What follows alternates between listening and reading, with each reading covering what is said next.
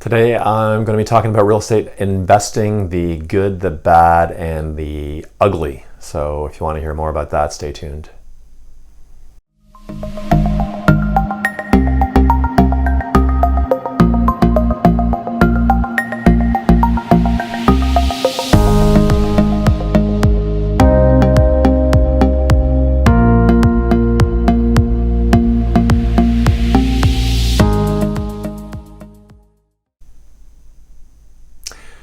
Welcome back, Regan Pike with Macdonald Realty and We Love Kits. And today I'm going to be talking about real estate investing, the good, the bad, and the ugly, what you need to know. So you're entertaining the thought of becoming a real estate investor. You've got your funds available, everything's been pre-approved, you're good to go. You're looking for a property, you're working with me, me and Thomas at We Love Kits, and we're helping you out. I'm going to tell you a little bit about my experience, my background with real estate investing, and some of the experiences that I had. And it's interesting. I hope you find it interesting. So, first property that we purchased, I found a really nice fiveplex in a great neighborhood in Toronto. It was all original, but the bones were there. The house itself was a gorgeous home from the street. It just needed some work done on the inside. The original owner had tenants there for a long time, so or had decided to just re-rent when people left. So the place was in original condition. So bought it. 2 weeks after we closed, I had my first phone call with the tenant, contacting me to say, "We decided to move out." Something I said, something I did, something I didn't do. Anyways, they decided to move out, so it's like, oh, here we go. We're starting. We're investors. Here we go. So they decided to move out. A couple days after that, I think there was a group think going on here. Our second tenant contacted us and said, "Hey, we're moving out, Regan." So good news. Good news. I'm sitting there going, crap. Now I've got 2 apartments that are going to be vacant. Got to pay the mortgage. Got to pay all utilities. It's all good, right? Fear is starting to settle in. Anyways, the intent was, and we knew from the get-go that we had to renovate these places because they're original. So we started with the basement unit. And when I went in and originally saw it, I knew that there was going to be issues because I walked around the toilet and the bathtub and the floor flexed a bit. So I knew, okay, I've got some water issues here I'm going to have to deal with. So a bit of a handyman, not great, but I'm good at demolition, good at painting and doing, the bare bones things. To pretty up a place.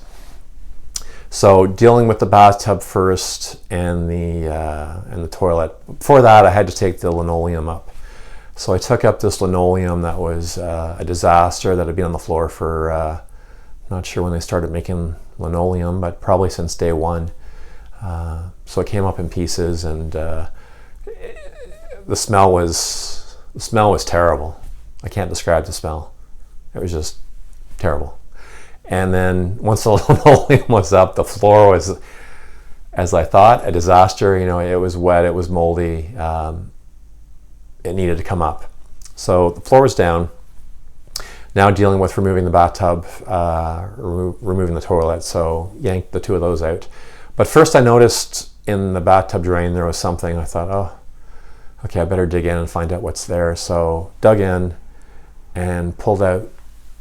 You'll see in the blog post, I pulled out a mane of hair that was the longest stretch of hair I've ever seen. It was about, 8 feet long, and it was thick. I don't know how any water got down that drain.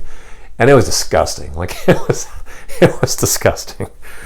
So first thing, as an investor, do you want to do the work yourself, or do you want somebody else to do the work? I did that part of the work, and I was regretting it.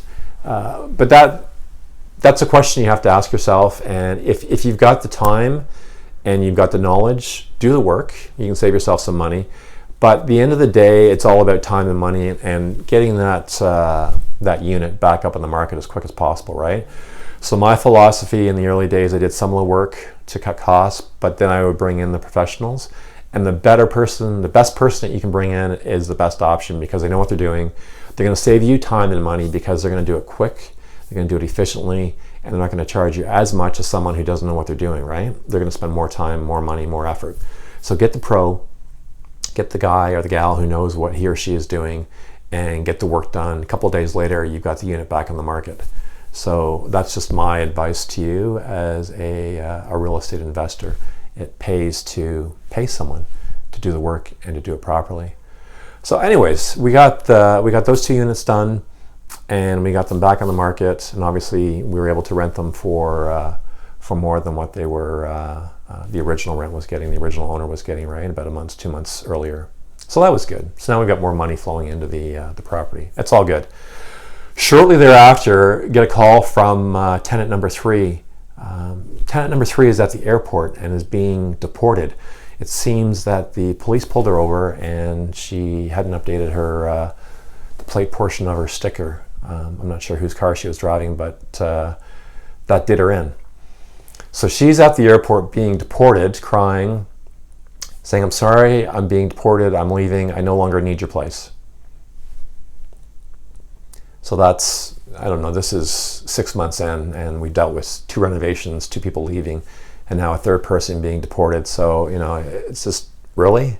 So I'm just telling you, some of the things that can happen, right? So we had to deal with, she had a friend come in, I think the next day, because when we arrived, all of her clothes were gone. But everything else was left, right? Obviously, everything else was left, thank you very much. So we had to deal with all her furniture, her bedding, her bed, mattress, old mattress, all that stuff, all the crap we had to deal with and get rid of. So that was fun. And then we had renovation number 3. So anyways, we're getting through all of this. So that's the ugly. The ugly was some of the renovations. The ugly was some of the dealings with renters. We had fabulous renters over the years. We owned the property for 6 years. We had really good people.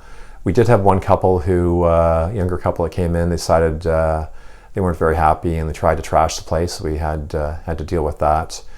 We had another property where the tenant just refused to pay rent after 6 months. I think he was just a professional renter. He would pay for 6 months and then say, you know, I've lost my job, I can no longer do this. Stay in the place until you get the eviction notice and scram, right? So we had people like that. But all in all, you know, people are good. People just want a nice, clean place, a good place where they can live and enjoy life. So all in all, it was a pretty good experience. So 6 years, we had different things that we had to deal with. But it was, all in all, I'd say it was an amazing experience. It was a growing experience and a learning experience. Did we make any money? Well, after 6 years, the tenants have been paying the mortgage down for us, so we made some money there. We bought in a great neighborhood, so the market was appreciating over time. So after 6 years of market appreciation, we made money there. So that was great. Sold the property. We doubled our investments. We bought it for just over $600,000. We didn't quite double it, but we made when we sold it just over 1.1. So decent return for the work we put in. But now you sell the property. Now CRA comes calling and says, you know, great job. You've invested your own money, your after-tax dollars. You've assumed all that risk. You've put all your blood, sweat, and tears into it. Good for you. Now we want our share for doing nothing. But that's life, right? The government comes in and they take their cut. So the minute you sell, not the minute, but shortly thereafter, you've got to deal with what you owe to the government. So the last tip before I go and let you go is get a good accountant while you're dealing with being an investor. Get a really solid accountant that you know to handle all your paperwork over those years. Saves you time, money, effort. Again, hire the pro, right? And when it comes time to dealing with CRA, they can do it properly and they can save you money. He saved us a ton of money just by his own knowledge, right? Knowing what we could do, what we could write off, what we couldn't write off. So again, it's a little bit of money out of pocket, right? But it's money well spent because you get it back in spades when you sell your property. So I hope I didn't scare you off. There's lots to deal with as a property owner, right? As a secondary property owner, but it's well worth it. So if you're still contemplating and you still want to give it a try, give me a call, and I can tell you about my experiences, and hopefully find you a fabulous property where you can experience it firsthand and make some money. So thanks for tuning in. Regan Pike, We Love Kits, Macdonald Realty, and we'll see you soon.